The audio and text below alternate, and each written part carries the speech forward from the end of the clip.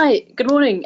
Thank you for joining our discussion today on the business of climate action. Today's discussion kicks off our webinar series, Global Climate Action and Your Bottom Line. By way of introduction, my name is Nicole Davison and I'm the British Consul-General based here in Vancouver. To start, I would like to acknowledge that I'm joining you from the territories of the Musqueam, Squamish and Tsleil-Waututh First Nations, and we are grateful for their stewardship of these lands and waters since time immemorial. I also want to take a moment to acknowledge the tragic discovery of the unmarked graves of 215 Indigenous children and the further discovery today of another 751 graves in Saskatchewan. I'm deeply shocked and saddened by this, as I know many in the international community are, and we are definitely committed to working with Indigenous groups across Canada and around the world in ways that are respectful of their values, history and culture. As for today's event, we're pleased to partner with the Pembina Institute, the Catalyst Business Alliance and the Vancouver Economic Commission over the next few months and in the lead up to COP26 to bring you this three-part speaker series. So as you know, the UK will be hosting COP26 in November. Climate change is the greatest risk facing us all, even against the backdrop of the very strange year that we've just had. Along with many other countries, the UK believes that COP26 will be the world's last best chance to try and get climate change back under control, or get it under control rather. In the run-up to COP, we're working with over 119 countries to reach agreement on how we tackle climate change. At COP21 in Paris, countries agreed to work together to keep global warming below 2 degrees, aiming for 1.5 degrees. And under the Paris Agreement, countries agreed to put forward plans on how they would reach their climate change targets, and that these plans would be reviewed every 5 years. And that point comes now. The window for tackling what needs to be done is closing. So as momentous as Paris was, we now need to go even further, and we've set an incredibly high level of ambition for COP26. But it's not just governments that need to act, it's also subnational governments, cities, municipalities, civil society, and businesses. In short, we all need to take responsibility and do this together. So to lead us into that discussion, I'd now like to introduce Karen Tamwor, the Regional Director of the Pembina Institute in BC and co-founder and co-chair of the Catalyst Business Alliance. And Karen will be today's moderator. So over to you, Karen.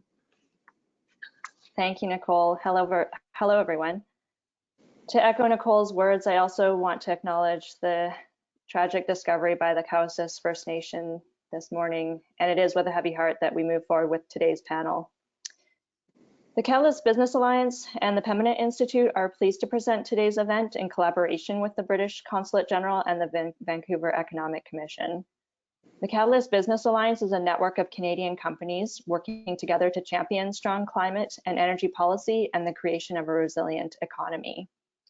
The Pembina Institute is Canada's leading climate and energy policy think tank.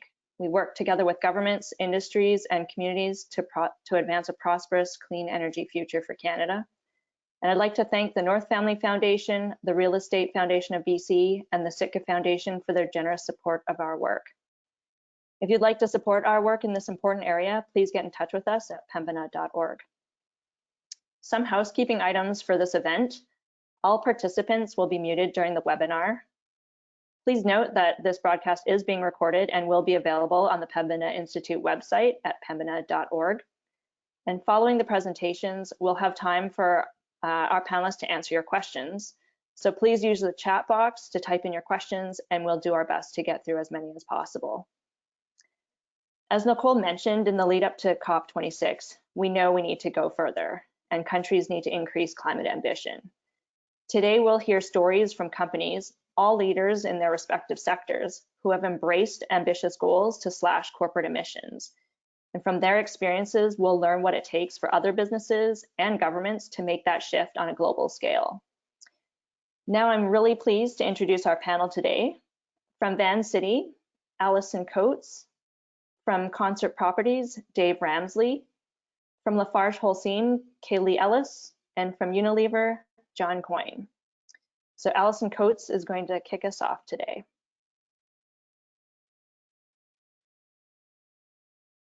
Thanks very much, Karen and Nicole, for that introduction. So I'm Alison Coates. I work for Van City. For those of you who aren't familiar with us, we are a values-based financial cooperative that operates on the unceded territories of the Coast Salish and Kwakwaka'wakw people. We are a member-owned and community-based full-service financial institutions with 55 branches in Metro Vancouver, the Fraser Valley, Victoria, Squamish, and Alert Bay. We have about 30.5 billion in assets under administration, and we are Canada's largest credit union.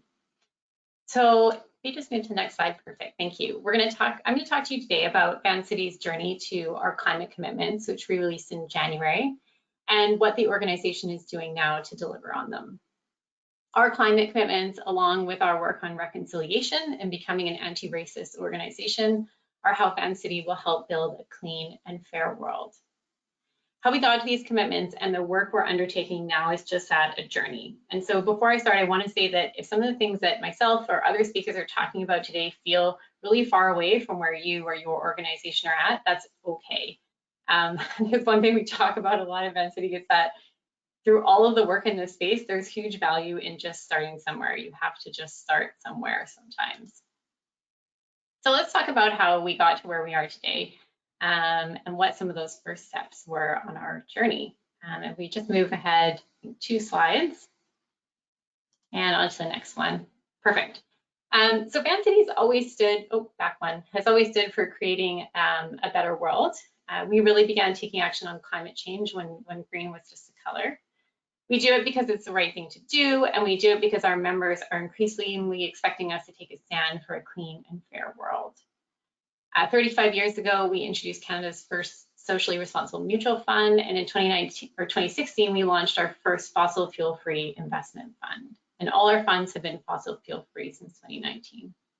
In 2008, we were also the first financial institution in North America to become carbon neutral. But where we found ourselves in late 2019 was altogether a different place than when we were delivering on these firsts. Next slide. At that point, the climate crisis, and it still is, was accelerating, and it was really clear to us that more action beyond what we were doing was needed. Human activity, namely burning fossil fuels, had already warmed the planet by 1 degree Celsius, and Nicole touched on that need to really keep it to 1.5 degrees. And each decade, we're increasing that by 0.2 degrees Celsius. We could see that the predicted physical changes that were the result of global warming were already starting to happen and accelerate. Ice cap melting, increased flooding, more frequent heat waves. We're about to go into one right now in BC, which I understand is somewhat unseasonal. And we were also seeing stronger and stronger calls for action by people impacted, particularly young people who are looking ahead and seeing a really bleak future. Next slide. And it was also really clear to us at that point that any climate action needed to be done in a just and fair manner. It couldn't perpetuate or increase existing inequalities or create new ones. Next slide. So recognize that need for action and thinking about what we were seeing, we began to explore at Vancity what our climate ambition could and should be. Next slide. So first, we did our homework before deciding our next steps to fight climate change. We crunched the numbers. We learned where the bulk of our emissions were coming from. And while we had a good handle on our operational emissions and have been driving those down year over year, we weren't doing the same work on our emissions associated with our lending. And that's where the bulk of them really were. Next slide. We also considered who we are as an organization. So we're a cooperative, and we know that we'll need to work alongside our members and communities to drive equitable change aligned to our cooperative values. We thought about how we wanted to make change. Climate action for us in particular, as a member-owned cooperative, as I talked about, needs to have people at its center. And we thought about also how we wanted to show up and pave the way. We knew we wanted to lead in this space, but what leadership entails when it comes to climate right now is changing really rapidly. That being said, we have an advantage of being a somewhat smaller organization. I know we said we are Canada's largest credit union, but relative to peers, we are smaller. And in the world of banking, that means that we may be more nimble and more able to experiment with different approaches. Next slide. So with those learnings in hand, Vancity worked to develop a set of climate commitments that struck the balance between being authentic, concrete, and ambitious. And this is really an iterative process. It involved colleagues, it involved our executive leadership team, it involved our board. Earlier versions of our commitments focused on proposed actions, but the feeling was they weren't inspirational or ambitious enough. Another version really focused on vision and values and big goals, but it was clear that they weren't real enough. So after some trial and error and working through it, we eventually got to the right place. Next slide. In January of this year, Vancity announced 5 new interrelated commitments to build a clean and fair world. These commitments are made possible by those first I talked about earlier, by what we've achieved already, but they represent for us a really bold step forward and position Vancity for the new economy that is starting to emerge. Our first commitment is net zero by 2040. And what that means is the greenhouse gases emitted from our loans and mortgages will be eliminated or significantly reduced, with any remaining emissions being brought to zero. Our second commitment is to finance the equitable transition that needs to happen. We believe that we and other financial institutions have the means to reduce barriers and enable people to make the change necessary to get through the climate crisis. And we're going to deliver on this by providing banking and other solutions to help people who are affected by the climate emergency and those who are looking to transition to cleaner and more sustainable living. Next slide. Our third commitment, next one. Our third commitment is to offer only responsible investment options. We're in the process of making the switch right now, and that's just to help support our members align their investments with their values. Next slide. Our fourth commitment really speaks to how we're actually going to go about doing this work. So throughout the journey of delivering our climate commitments, we are going to be open and transparent about what we're learning and our progress in delivering. And that'll really help shape the approach to net zero with peers in the industry. In fact, today, actually, we just sent out a news release talking about the first publication that we've made of our finance emissions within our portfolio, and I'll talk about that in a few minutes. But we're really trying to just show our work, show that even though it's not perfect, we're working our way through this and we're learning, and we want others to come on that journey with us. Next slide. And finally, our fifth commitment is another how, and then speaks to how we'll deliver it, is that we're really committed to making sure that we're taking action within our own organization to reduce our climate impact, and that will serve as a living lab wherever we can. We're not going to ask others to take actions that we wouldn't take ourselves. Next slide. So how it's going, a little nod to how it started and how it's going meme. So 6 months out from announcing the commitment, we're still really early in our journey, but we've got a plan and we're making progress towards our goals. I want to acknowledge that this is hard work, and the quote here on the slide, I think, sort of spells that out somewhat. The emissions from our own operations are much more within our sphere of control. And the emissions associated with what we lend to, much less so. So that means we need to develop a whole new set of skills and initiatives to tackle the challenge ahead. And it means that we'll need to engage with perhaps organizations or partners that we haven't in the past. So like I said, developing that new set of muscles is a big piece of work for us. Next slide. So our first piece of work is to measure and disclose the emissions of our mortgages and loans, sort of give us the starting point. Where are we at? We published those in May 2021, and the data is highly estimated, but it tells us some really helpful things, like where the majority of emissions are in our portfolio, what types of lending are the most emissions intensive, and it also told us that there is a really strong need for better data related to emissions industry-wide. We used the Partnership for Carbon Accounting Financials to publish our finance emissions, and we're working with them to improve that. And a lot of other financial institutions in Canada have signed up to it too, and we're all having the same struggle around how do we have good quality data so that we understand truly what the emissions are, where we're starting from, and can also understand actions where we're taking actions. Are they having the desired effect that we want? And so we really need to work to get better data. So that's our next big piece of work about what we're tackling right now, is trying to get that better data so that we can determine our baseline and then set our interim targets towards 2040. And we'll do that as we start to get that more accurate data. From there, we have to work to develop products and services to finance the transition. We have a few in market right now, but we know we'll need to have more. And we also need to support people impacted. Like I said, we need to come at this from all angles: education, financing, advocacy, and we'll need to work with partners across business and government and closely with our members. Next slide. I just want to invite you all on our journey. So if you want to see how we're doing and learn more about our work in this space, you can visit rethink.vancity.com. And actually, if you go under being transparent and accountable, that commitment, you'll see our finance emissions disclosure, which we've popped up on there today. Thanks very much for your time and looking forward to your questions. Thanks very much, Allison.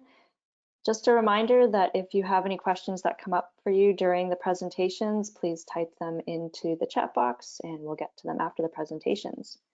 Next, I'd like to introduce Dave. Sorry, I realized I forgot to give Allison's bio. Just to recap, Allison is Vancity's Director of Climate Strategy and Performance, leading the collaboration with people and teams across the credit union to shape and oversee Vancity's response to the climate crisis.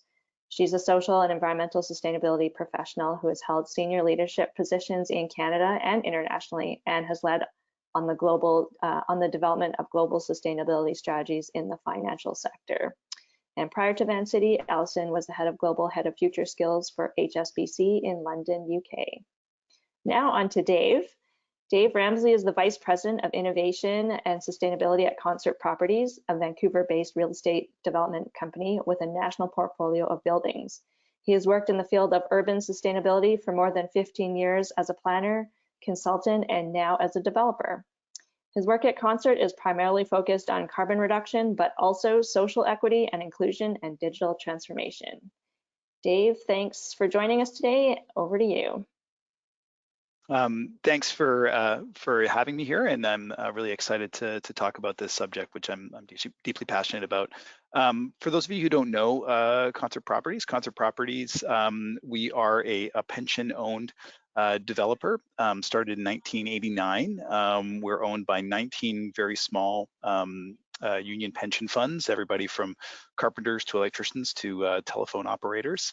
And with the founding principle that we would build high quality, affordable housing for hardworking Canadians using only unionized Canadian labor, paying a living wage. So, you know, our commitment that started back in 1989, I think probably would still be very current today in terms of what we look at in terms of growing inequity and our housing crisis. You know, in 2018, Concert really took a fundamental look at how we define sustainability. We had, you know, as a company that's in many ways founded on social sustainability principles and had been doing some work in the environmental sustainability realm, specifically on the construction of our new buildings. We wanted to take a complete top to bottom look at how we were approaching sustainability, which resulted in our 2019 sustainability framework. At the center of which is our commitment to lead the Canadian real estate industry in carbon reduction. Next slide. Won't spend a ton of time here, but I'll talk a little bit about our targets, where our emissions come from, how we're doing, how's it going, and then kind of dealing with disruption and what that means for what's next. I hope this is a little bit of one-on-one coaching for our national leaders prior to the COP conference coming up in the fall. I feel like this expression on her face too is sort of a little bit like my expression was when I personally found out that we'd bought a pipeline as a federal government. But anyways, on to other things. Next slide. So, you know, as an owner and developer, all of our carbon emissions come from our buildings, about 97% of them. We own about 137 assets across Canada. We have about a $5 billion valuation. But when it comes to carbon, the assets for which we have operational control over in our scope 1 and 2 emissions amounts to about 51 different assets. Our current carbon target is an 80% reduction by 2050. but we're currently reviewing those targets as they no longer meet minimum federal requirements. Just to show you how quickly the space is moving in this area, back when in 2019, when Concert had adopted this target of an 80% reduction by 2050, we were one of only 2 real estate companies in Canada that had made that commitment. And to also put it into context, it was a bit unique for a developer at the time who, you know, was hoping to grow their portfolio of buildings 5 times in that time scale to also agree to absolute targets. There are lots of companies within our space that have normalized targets or targets that are based on intensity per square foot, but this is an absolute target that we are hoping to achieve. When you can see our emissions profiles, this is 2019 and 2020. Across here, you can see that the seasonality and specifically the heating of our buildings and combustion of natural gas for heating and domestic hot water really drives our emissions. So that's our carbon problem is primarily a heating problem. Next slide. So how are we going to do it? How are we going to actually reduce our emissions by probably more than 80% and get to carbon neutral by 2050, or even come up with a new target that is more aggressive than that? You know, we estimate that through measurement and optimization, so just better management of our assets, up to the minute management, we can probably find 20% savings, up to 20% savings on carbon at a minimum 5%. The bulk of our savings is really going to have to go through the retrofit and retooling of our current assets to become either zero carbon or extremely low carbon. And within this, I don't really note it too much, but it's implied in this reduction model is that really going forward within 4 years, we will not be able to develop any buildings that currently have any emissions associated with them. So our current target is to build only zero carbon buildings from 2026 forward. And then finally, we do recognize that some kind of renewable energy purchase or development will have to close that final gap. So whether that's, you know, purchasing of renewable energy credits or offsets, or in some cases developing our own offsets within our own portfolio, and I can talk a little bit more about what that means in a minute. Next slide. So an example of how we're going to measure and optimize our buildings. This is our head office at 1190 Hornby Street. We're running an AI-enabled smart building pilot. This is just using artificial intelligence technology and a group of new sensors that's installed throughout the building to optimize the current building conditions based on weather, occupancy, history, and user feedback. So this is really applying next generation software technology onto what is a relatively conventional HVAC system for a building that was built in the late 70s and early 80s. Early results are good, and it looks like we'll be getting closer to that 20% reduction, and it looks like a 2 to 4 year payback in terms of on the investment. Next slide. In terms of some of the bigger and bolder reductions that we're looking at, this is one of our apartment buildings built in 1991.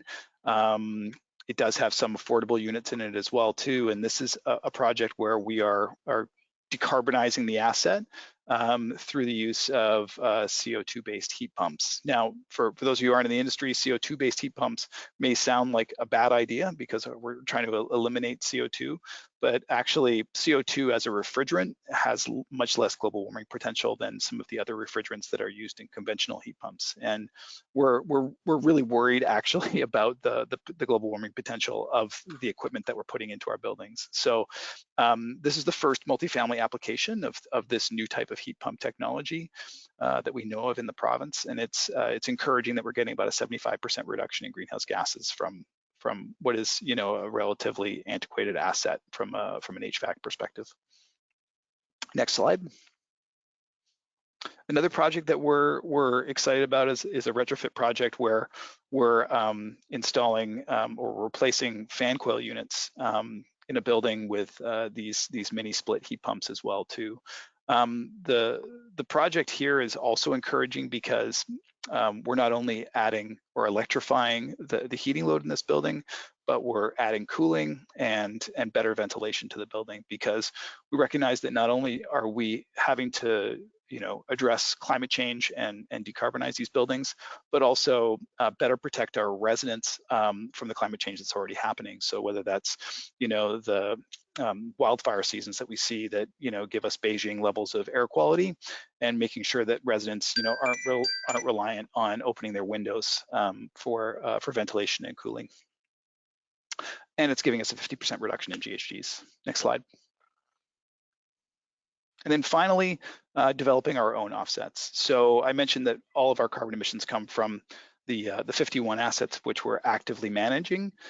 We also own industrial assets that are single owner occupied, and those tenants actually control the HVAC equipment, the electrical equipment, and basically the upkeep and maintenance and electrical utilities, gas utilities for those buildings.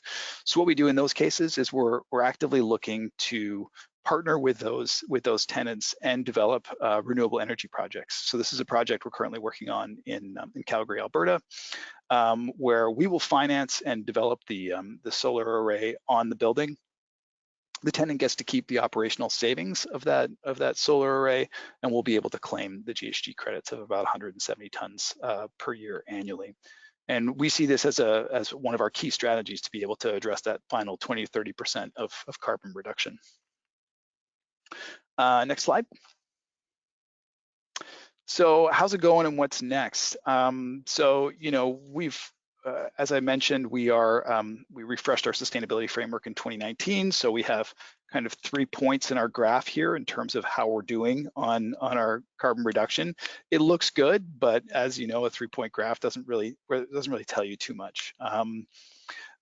We're currently investigating the move to science-based targets. So, this meaning, what do we actually need to do to address climate change? And the initial preliminary work shows that we probably need to save more greenhouse gases earlier and generally faster than what we're currently doing.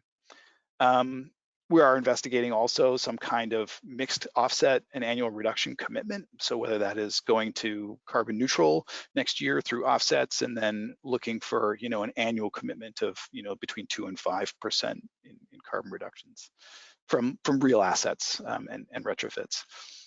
And then keeping focused on our zero carbon new construction to make sure that we're and trying to move that target up as quickly as possible in all new developments.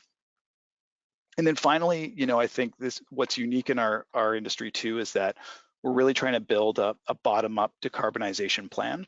And what I mean by that is we've now audited all 51 of those assets, and we've created individual decarbonization strategies for all of those buildings. So knowing specifically at a building by building level precisely how we're going to get fossil fuels out of that project, and being able to integrate those into our capital management plans and renewal strategies going forward.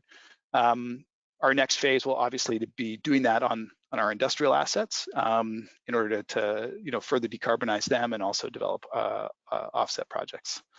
So that's where we're at. I mean, I'd be really happy to share when we have updated our sustainability framework, hopefully in September, October of this year, to show you better, give you a better idea of where we're going next. Thanks. Thanks, Dave. Super exciting.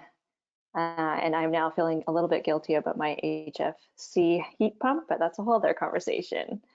Next, I'd like to welcome Kaylee Ellis. Kaylee joins us from Lafarge Canada, Inc. in her role as the Head of Sustainability and Environment of Western Canada. She brings 15 years of diverse experience across government and private enterprise to Lafarge. Over the past 6 years, Kaylee has held a variety of director appointments in government agency, leading strategic and organizational initiatives related to governance, innovation, and clean energy, technology, and climate.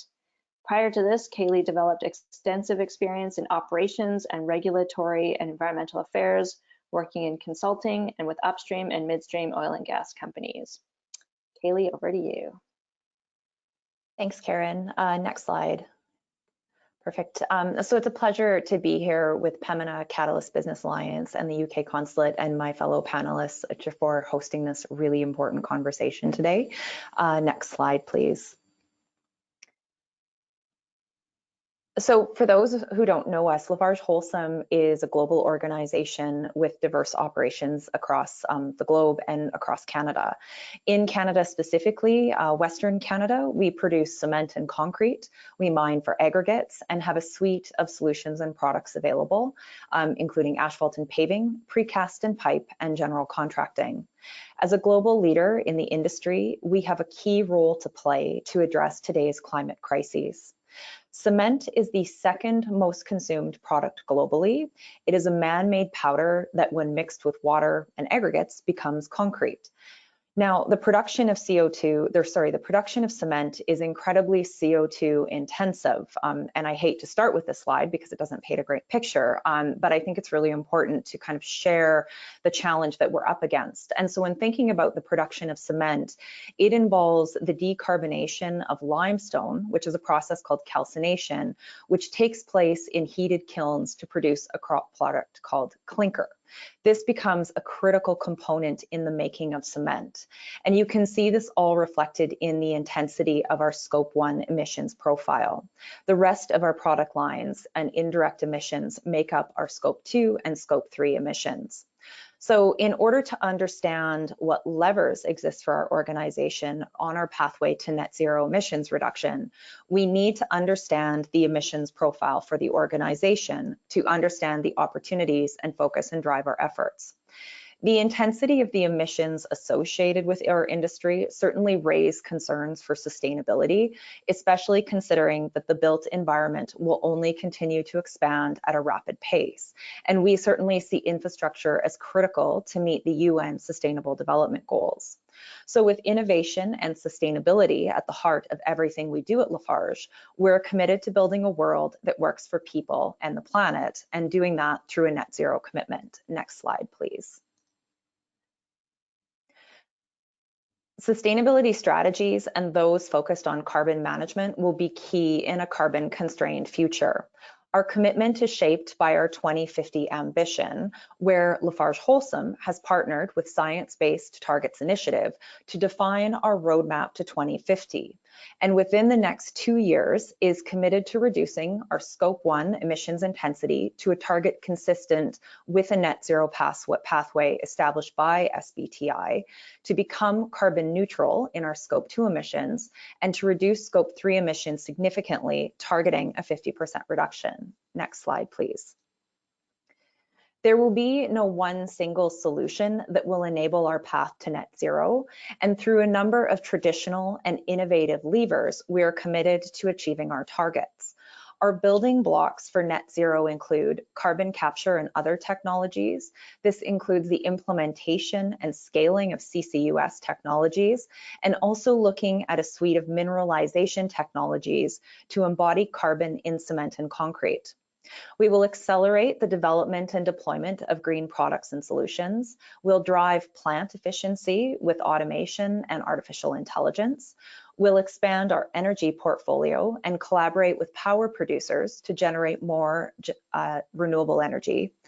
We'll also look at our traditional levers, such as the clinker factor. So I spoke earlier about the making of clinker as a primary component in making cement. And if you're able to reduce the amount of clinker, you're significantly able to reduce the amount of emissions associated with the production of cement. We also leverage alternative fuels and are very committed to energy efficiency and smart energy management across our operations, as well as the electrification and optimization of our fleets to support tackling our Scope 3 emissions. Next slide, please. So in driving sustainability and thinking about how you influence and inform executive decision-making, we've really found that a robust decision-making process is important to drive those actions and to achieve those outcomes. And so while our commitments are global as an organization, our actions are local. At Lafarge, we're organized by countries, and all of our individual countries have roadmaps in place to meet our targets. This means that there's still much work to be done on driving local initiatives. And so our business cases are always informed by environment, economic, and social sustainability considerations with a focus on risk mitigation. specifically focusing on the policy and legal element and watching the stringency of regulatory requirement, monitoring increasing CO2 prices, thinking about that in the context of what's the business case and what are the possibilities to monetize CO2. We're always considering increased competition for imported materials and products in the absence of border adjustment mechanisms. We're also very interested in the market element, and so thinking about the ability to attract investment, corporate competitiveness, and thinking about how you go about sometimes framing these business cases to your executives and senior leaders really requires close attention to monitoring and leveraging trends related to sustainability. Think about what we just saw with the recent court case directing Shell to reduce their direct and indirect emissions. We're also watching changing market conditions to remain competitive, thinking about the unavailability or price increase of raw materials or increased energy prices and supply chain vulnerability. We're also constantly monitoring low carbon technologies and their application in our sector, understanding how these may be implemented within our operations and what opportunities there are to access capital to be able to invest in these technologies. This is an incredibly important consideration, and we think about the monetization of carbon. And lastly, it really is centered around your organization's reputation and the potential stigmatization or stagnation of the sector. So from a Lafarge perspective, we're incredibly interested in understanding what our customers are thinking and challenging cement as a construction material, and then monitoring and being responsive to pressure from stakeholders to reduce emissions associated with our distribution. Next slide, please. So thinking about Lafarge's emissions portfolio and the scale of today's climate challenge, no single organization in our industry can tackle it alone, and net zero is certainly going to require collaboration across the entire value chain, from architects and engineers all the way to policymakers. So for Lafarge, we really look at that in the context of 4 key enablers that industry and all of government need to align and focus on. So first really comes down to carbon pricing mechanisms. It requires a level playing field on carbon costs. There has to be reliable carbon prices and regulatory certainty to sustain any business case and investment in low carbon technologies. And governments have to take effective action in addressing carbon leakage. We see the second lever as market demand for low carbon products and solutions. And so while Lafarge Holcim is committed to leading the transition, further effort is certainly required in the regulatory environment and building standards that will incentivize greater and faster market uptake of low carbon products. This will also require mobilization of actors across the entire construction value chain in order to integrate life cycle carbon performance and circularity principles into business models and into all decision-making processes. So it's a call to action for government and specifiers at all levels to play a role in creating the frameworks that necessitate selection of low carbon products. One of the key levers that we see in the pathway to net zero that I've already mentioned is really centered around carbon capture technologies. So this is large-scale deployment of CCUS technologies, continued investment into CO2 transportation and storage networks, social acceptance of permanent sequestration, and large-scale demand for captured CO2. And then on the energy side, the low carbon transition and the use of associated technologies like CCUS will significantly increase the energy needs of our industry. This will require abundant and competitively priced renewable energy. And in parallel, the transition from fossil fuel energy must be incentivized so that there's frameworks in place that recognize the advantages of using non-recyclable and biomass waste. Next slide, please. So I think an important opportunity to stop and think about what Lafarge has achieved to date and what's really allowed us to be successful as other companies think about what's going to be required at their organization to be successful. So what I would say is fantastic at Lafarge is we have the leadership and the direction to guide our sustainability journey. So while we have several initiatives underway globally and locally, it really was a signal to the market with the appointment of a chief sustainability sustainability officer in place in our global organization. In her role, she clears the pathway for all of the actions of all of the countries and ensures that there's a laser focus on sustainability at the executive level. Next slide, please. So, and just thinking about some of the initiatives that we have underway and the success that we've had in Western Canada, I would be remiss not, and I know that this is a conversation around climate and net zero, but I would be remiss not to mention that our sustainability strategy also focuses on energy, circular economy, nature, water and biodiversity, as well as people and communities. So some of our successes really come through our work in energy efficiency. We've undertaken facility modifications across Canada. This will save over 2 million tons of CO2 by the year of 2030. We've also had significant success with provincial energy audits and rebate programs across our operations. We also have had success, but are still pushing the needle in terms of the increased uptake of limestone cements. This allows us to reduce the amount of clinker required, and increasing the limestone cement has really allowed us to save a 10% reduction in CO2 emissions per ton of cement produced. We'll continue to focus on our green products. In Canada, we have environmental product declarations in place for almost all of our mixes. We have low carbon solutions, including our Eco-Pact and Eco-Prime products. This is low carbon ready mix concrete that can offer anywhere from a 30 to 70% reduction of CO2 from a standard mix. We also have Eco-Label, which is a product designation that's applied to all products with a 30% lower CO2 footprint compared to industry standard. We've undertaken work related to low carbon fuels projects. So this is really looking at increasing fossil fuel replacement from as low as 10% to greater than 60% by 2030. This will save 3 million tons of CO2 by 2030 and will divert almost 2 million tons of waste annually from landfills. Karen, I suppose that's my cue to wrap up. So just quickly, I'll finish with how we can influence across the supply chain, because I think that's a critical piece.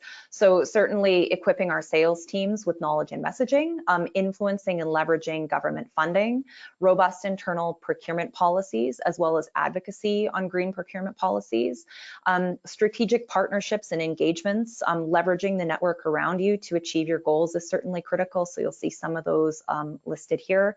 And being able to influence in the ecosystem, and then understand the barriers and working across industry to address those. So I'll pause there. Thank you. Thanks, Kaylee. A reminder to please type any questions that might come up for you in the chat box, and we'll get to them after John's presentation. John Coyne will round us out. John is the Vice President of External Affairs and Sustainability at Unilever Canada, where he's been since 1992. He's a member of Unilever Canada's Board of Directors, as well as the Canadian leadership team. He is well known for his leadership in corporate sustainability. He's a passionate activator of the Unilever Sustainable Living Plan, designed to help Unilever deliver its objective of growing the business while reducing its environmental footprint and increasing its positive contribution to society. Last year, John was appointed as a member of the Ontario government's Climate Action Group, advising the Ontario Minister of Environment on effective climate change actions. John, over to you. Good afternoon. That's a little out of date. I'm not sure how that came about, but Karen, thank you very much for that. And Nicole, thank you for assisting in gathering everybody together. And thank you to Allison and Dave and Kaylee for excellent presentations that humble me at this late hour in the afternoon with the activities and the commitments that you have underway. There is a slide in front of you, which is an at-a-glance slide for our climate transition action plan. And I'm not going to dwell on the items in that plan. I'll invite you to consider those and go online to find the balance of the details associated with our commitments. But I'd like to highlight a few things if I can. First of all, we are part of the problem. We are also part of the solution, but we are part of the problem. And as a result, we have a moral and economic and environmental obligation to be courageous participants in how it is that we are going to fix the problem that climate change presents to us. That's the first point. Secondly, This is an urgent challenge. So while we are all describing here very important activities that are underway in each of our companies, some of which are strategic, some of which are more tactical, but all of which are helpful in addressing these particular challenges, the thing I want to emphasize for all of our participants today is the urgency of this challenge. And I think that we need to grasp the urgency of that challenge to ensure that the ambitions that we put before us and the ambitions that we tell the marketplace that we are going to activate against are in fact going to fix this problem. And I say that from the perspective of a global company whose products are used by about 2 billion people a day around the world. And their expectation increasingly is that the work that we do, the products that we supply, and the activities that we engage in around the world will be net positive contributors to improving the state of the planet, justice, equality for all of the communities in which we act in over 100 countries. I think it's important for everybody to also understand beyond urgency and the activities that we're engaged in, the importance of transparency. And for the first time ever this year, we actually took our climate plan, which is now the next evolution of our sustainable living plan. We took that to our shareholders and asked them to vote on our plan this year. And I'm very pleased to say that virtually 100% of our shareholders voted in favor of the activities that underpin the commitments that are in front of you on this slide. So transparency is an extraordinarily important feature of how it is that we enter the marketplace of ideas for this urgent challenge. But at the same time, everything that we put in front of you must be credible. So we must understand that the research goes well into how it is that we will justify making the kinds of commitments that we have on this sheet. We will be net zero by 2039, and we understand the science associated with what we need to do to get there. And as you can see, it touches every single aspect of our operations, our brands, our products, our people, and indeed is validated with external parties who provide input and who provide criticism, but who ultimately are our guides to make sure that what we're doing is effective. I know we don't have much time today. I hope that you will study on this at a glance slide. I invite you also to visit Unilever's websites on sustainability and look at the commitments that we've made and the progress that we have made over the years. This is work that can actually do what needs to be done. And I salute those in the financial services industry, Van City, in the built environment, Dave. I don't know how you got that pipeline comment in there, but well done. And indeed, Lafarge Holcim, who I know well through the work of your own industry association that has been at the rock face of climate pricing and climate policy for a long, long time. So we are all very much engaged in this very urgent challenge. And I am certainly hoping that more of you will engage with us on this journey and that we will contribute actively to how it is that we will solve this particular challenge in front of us. Karen, thank you very much today. Thanks so much, John, and a great summary. I'd invite all our panelists to come back on screen with us. And one of the first questions that's come up, thank you all for sharing such the ambition and the stories of where you're at in your journey right now. Clearly far and ahead of a lot of others. And one of the first question that's come up is, what is step one? Where does a company start down this path and catch up to where you already all are? Do you have any words of advice to the companies who are on the call today and for governments as well who are also participating?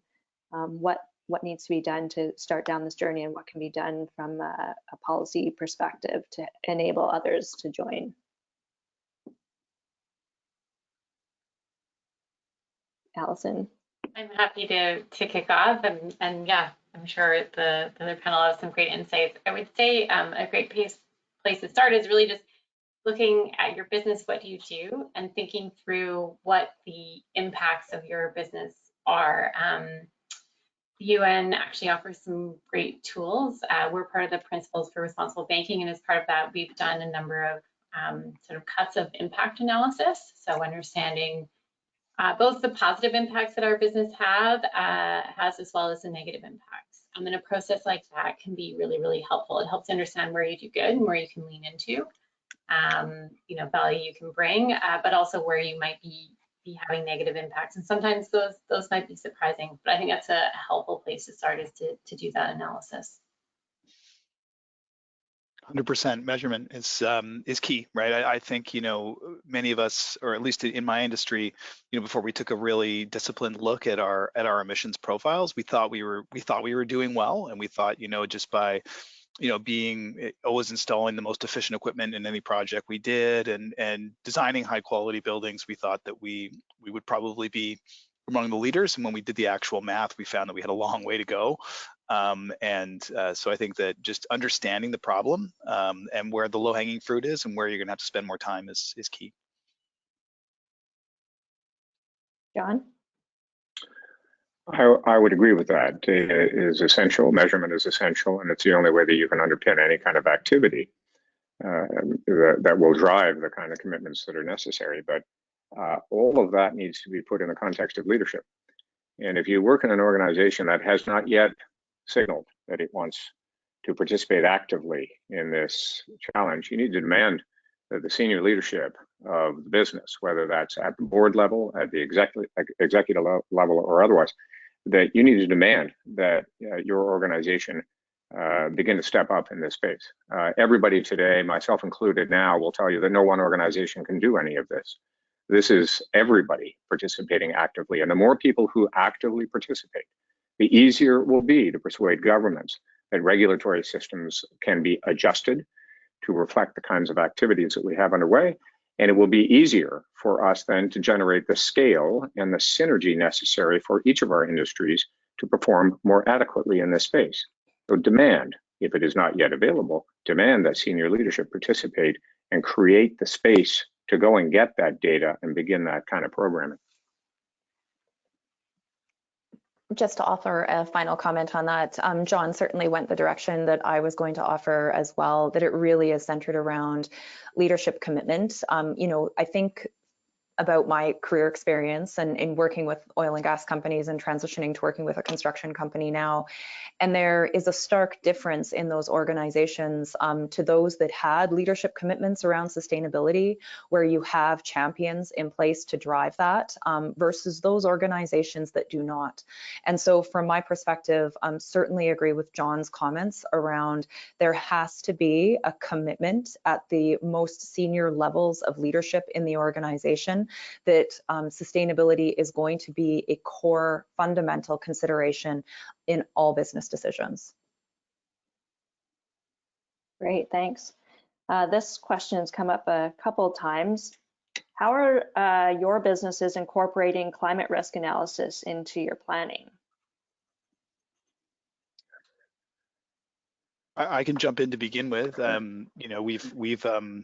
We've audited 54 of our assets so far for climate risk across the country, and we'll finish the rest of them as of September of this year. So we have another 70 undergoing climate audits right now, and then we're also developing criteria for new investments. So to look at, anytime we're acquiring something, is it in a floodplain? Is it subject to overland flooding, which is much less well understood? That's being brought on by, the more intense and more frequent precipitation we're seeing actually in the GTA and in Alberta and in BC. So I think that's something that's key. And then on all of our new projects as well too, we're not just using our historic weather data files to design these buildings, but also using projections of what the climate's going to be like in 2040 and 2050 to understand, what kind of cooling those facilities, those buildings are going to require, what kind of passive design elements are going to be needed to ensure that those buildings are habitable, especially for at-risk populations going forward. Kaylee? And then John. Sure, I can just jump in quickly here. So I think more broadly for us, so certainly the climate risk and understanding that implication to our global organizations is something that we're paying attention to all the time. And more broadly, thinking about how risk across all of our sustainability pillars is integrated into our decision making and how we're setting our targets as an organization. And recognizing that we are a global organization and thinking about how that climate risk might impact our operations around the world, but also taking into consideration, thinking about our biodiversity, thinking about our water use. We have different targets in water short areas. We also have very robust policies and directives around human rights. And so really taking a look across our sustainability portfolio from a risk perspective. So the climate risk, CO2 absolutely fits in there, but there's other elements that are of equal importance in those assessments.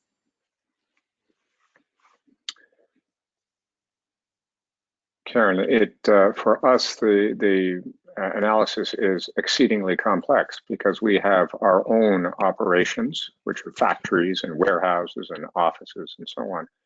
And we undertake the analysis that attends to each of those elements in our business. But more importantly, the broader supply chain for us through our Sustainable Agriculture Code is the area where we need to devote an extraordinary amount of time, because that's where climate risk actually intersects completely with business risk. And the two of them are increasingly traveling together as we think about the facility that we have to manage supply chains around the world that are essentially based on agricultural goods. And so the business risk and climate risk analyses now begin to start looking a whole lot like each other. And the marketplace, I think, is going to recognize those companies that understand that evolution and those that are not actively looking at that. So that's just one of those areas where when you think about analysis, it's across an extraordinary spectrum. Yeah, go ahead, Alison. Yeah, it's just, I wanted to add to that. So certainly as a financial institution, we could think a lot about risk. We disclose we've adopted TCFD and disclose in line with their requirements, and think about things, flood risk, etc., temperature risks, and that only will become more and more sophisticated.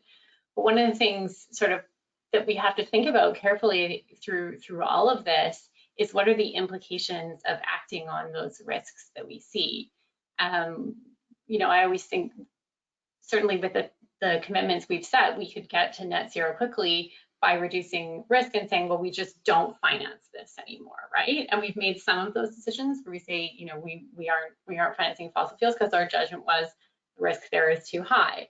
But when it comes to other things that really impact people, we have to think carefully through those, and making sure that as we're making decisions based on risk that we see, we're not making decisions that then have negative impacts on people and sort of increase their transition risk, so to speak.